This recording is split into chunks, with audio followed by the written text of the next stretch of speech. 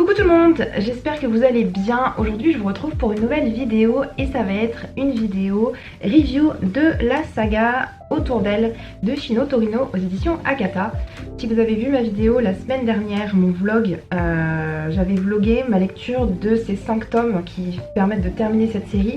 Je vous ai fait une vidéo présentation du premier tome que j'ai lu, que j'ai plutôt bien apprécié, et du coup je me suis dit allez, je prends les 5 suivants. Si vous avez déjà vu mon vlog, vous savez plus ou moins de quoi parle la série et vous savez plus ou moins ce que j'en ai pensé, mais je voulais vraiment faire un retour dans une vraie vidéo consacrée uniquement à cette saga.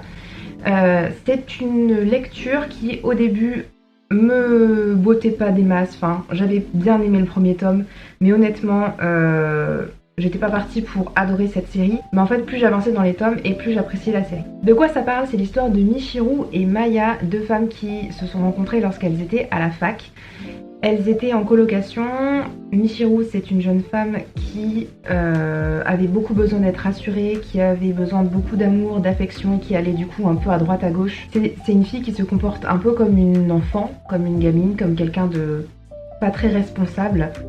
Et Maya, de son côté, c'est plutôt une fille qui a la tête sur les épaules, qui sait ce qu'elle veut, qui est très calme. Et du coup, c'est vraiment deux tempéraments totalement différents. Toutes les deux à ce moment-là, elles avaient une certaine attirance, peut-être même des sentiments, on ne sait pas exactement. Mais en tout cas, elles étaient assez attachées l'une à l'autre. Et puis la vie a fait qu'elles se sont séparées. Et elles se retrouvent quelques années plus tard, à l'âge adulte. Là, cette fois-ci, Michiru a un enfant maintenant qui s'appelle Yuta, qui a quelques années. Et Maya, elle est devenue traductrice et elle travaille depuis chez elle. D'une manière ou d'une autre, les trois vont se retrouver encore une fois sous le même toit. C'est quelque chose qu'on va découvrir en fait, pourquoi elles en sont arrivées là tout au long de notre lecture. Le petit quelque chose, la petite étincelle qu'il y avait lorsqu'elles étaient à la fac va potentiellement ressurgir. Mais il y a aussi beaucoup de traumas et beaucoup d'idées très noires qui vont aussi être là tout au long de la lecture. Le premier tome, je l'avais trouvé assez fun parce qu'on joue beaucoup sur les personnages, sur leur dynamique. Michiru, c'est un personnage qui est vraiment irresponsable, qui ne s'occupe quasiment pas de son petit garçon, qui ne lui donne pas d'amour, qui ne l'emmène pas à la crèche, qui fait rien. Et elle a besoin en fait qu'on s'occupe d'elle alors que c'est elle qui est censée être la maman.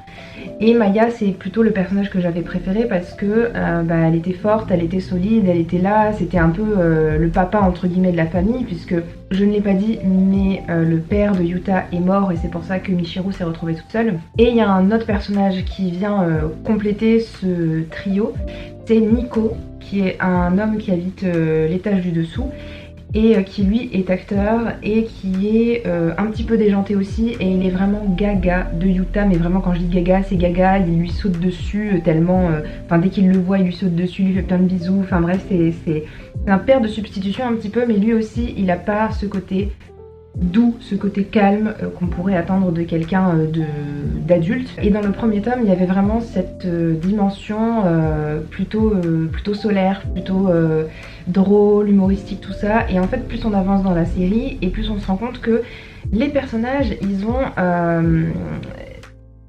des pensées négatives, ils ont des idées sombres. Michiru et Maya, on le sait dès le début, on le sent qu'il y a une attirance entre elles deux.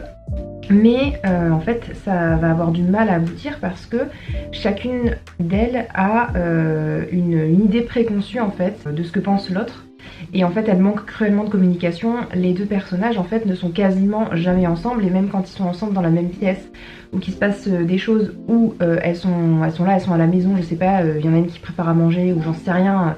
En fait, elles sont très rarement ensemble, et quand elles le sont, elles ne parlent pas ou elles ne parlent pas de ce qu'elles pensent, de ce qu'elles ressentent, de ce qu'elles veulent. Alors Michiru, elle a un travail qui est très prenant, ce qui fait qu'elle n'est quasiment jamais à la maison. Quand elle rentre le soir, elle mange, elle va se coucher et c'est reparti le lendemain. Il y a vraiment un gros problème de communication entre elles deux. Et en même temps, on comprend très bien pourquoi les deux n'arrivent pas à s'avouer les choses, parce que de chaque côté, en fait, elles ont peur de se perdre l'une et l'autre. Michiru, c'est une femme qui peut partir d'un coup de tête dès qu'elle est frustrée. Elle va partir pour éviter de crier ou de se mettre en colère ou quoi.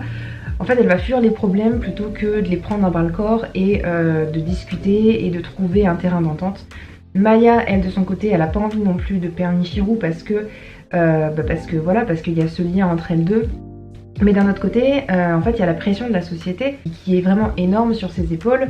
Le fait que elle soit en concubinage avec Michiru, deux femmes sous le même toit avec un bébé qui n'est même pas d'elle, et que le père est mort et qu'on ne sait pas trop ce qu'elles font ensemble. Enfin, il va y avoir un personnage qui va avoir des mots vraiment durs envers leur famille, qui est hors norme entre guillemets, hein, qui est hors des standards habituels.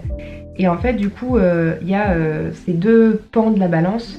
D'un côté, Michiru qui a peur finalement de dépendre de Maya à tel point qu'au bout d'un moment, elle en a marre et qu'elle s'en aille. Et Maya, de son côté, qui, pour le bien de sa famille, enfin pour le bien de Maya, de Michiru et le bien de Yuta, elle ne veut pas en fait rester avec eux.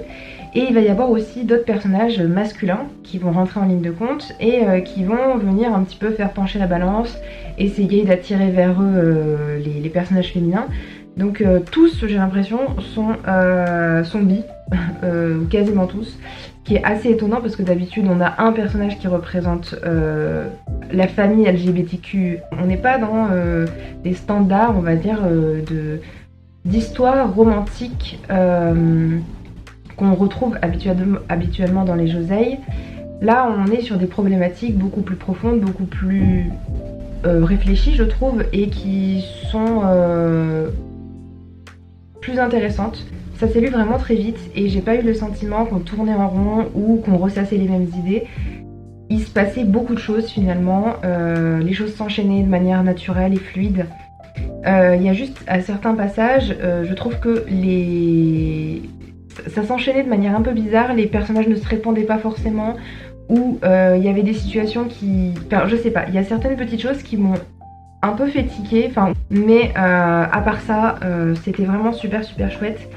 Et voilà, on suit aussi bien l'histoire du côté de Maya que de Michiru, on est dans la tête des deux personnages et chacune a ses problèmes, chacune a ses interrogations et chacune grandit en fait, évolue. Maya, que ce soit dans le fait de vouloir plus faire confiance en fait et de moins se réfréner, et Michiru qu'elle soit beaucoup plus responsable et qu'elle commence à vraiment comprendre qu'elle peut faire confiance aux gens et qu'elle doit faire confiance aux gens. Que ce soit Maya ou Michiru, les deux évoluent énormément et c'était très sympathique à voir. Je n'ai pas parlé de Yuta parce que Yuta c'est un petit bébé qui finalement a pas beaucoup, on voit pas vraiment sa psychologie. C'est un petit garçon qui prend beaucoup sur lui parce que Michiru s'occupe pas de lui, bref, elle le traite comme un mini adulte, donc elle lui dit vraiment des choses qui font que il faut qu'il prenne sur lui, il n'a pas le droit d'être triste, il n'a pas le droit de vivre en fait comme un petit garçon quasiment. Mais c'est un petit garçon qui est vraiment un petit ange, qui est super gentil avec tout le monde, qui est vraiment adorable. Et même si du coup ça reste un enfant tout petit et donc il n'a pas de réflexion d'arc ou quoi que ce soit, c'est le personnage central quand même parce que c'est pour lui, à cause de lui qu'on fait tout ça. Et il est là quasiment à chaque page. Mais c'est vraiment Michiru et Maya qui sont les personnages pour moi les plus intéressants. Parce que justement on s'interroge sur leur psychologie, sur leurs émotions. Et ça c'était vraiment super chouette. Donc en bref, si vous voulez découvrir autour d'elle, surtout n'hésitez pas, j'ai beaucoup aimé. Et si vous l'avez lu, n'hésitez pas aussi à me dire en commentaire ce que vous en avez pensé. Et en attendant, je vous dis à bientôt dans une prochaine vidéo. Ciao ciao!